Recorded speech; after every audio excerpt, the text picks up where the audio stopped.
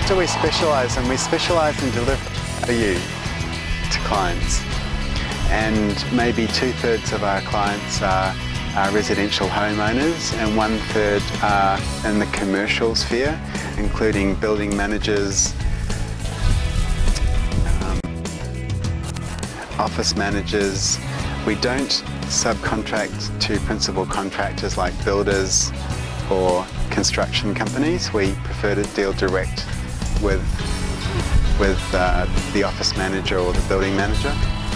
And where we differentiate ourselves is by delivering value, because I've realised a long time ago that we can't compete on price. Yeah, well, marketing is a critical part of differentiating a company from all the rest, and I had a website from day one, from the January 2003, which at the time was a bit different. It had a logo design that's distinctive and a name that was different, and I've always used technology to help the business, principally with emailing and sending quotes by email. And I haven't advertised much. I identified some niche markets in Sydney that I wanted to address, which included the gay and lesbian community, which occupies an area of Sydney where I live. Predominantly, people are professional, educated, have disposable income. And that was a bread and butter position for the first 3 years. And after the first 5 years, I began to get more word of mouth referrals, and that's where integrity became important. To do what I say I'm going to do, turn up on time, leave the site clean and tidy, and to do that consistently.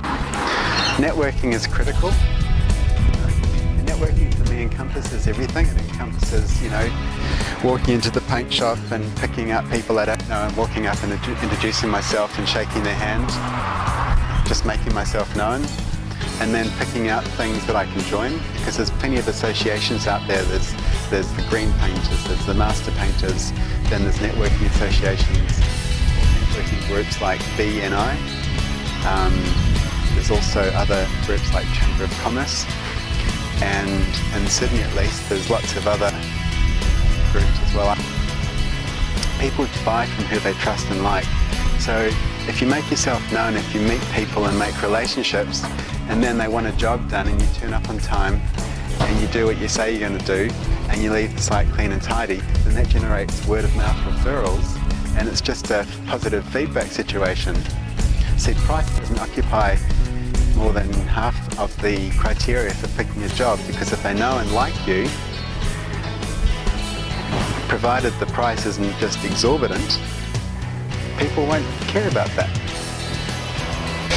Well, it's like this.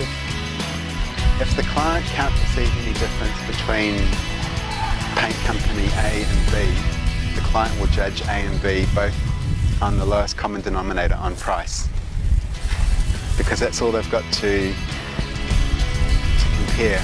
But if paint company A can answer the phone, turn up on time, give a quote on the same day, schedule a job in, do the job, leave it clean and tidy.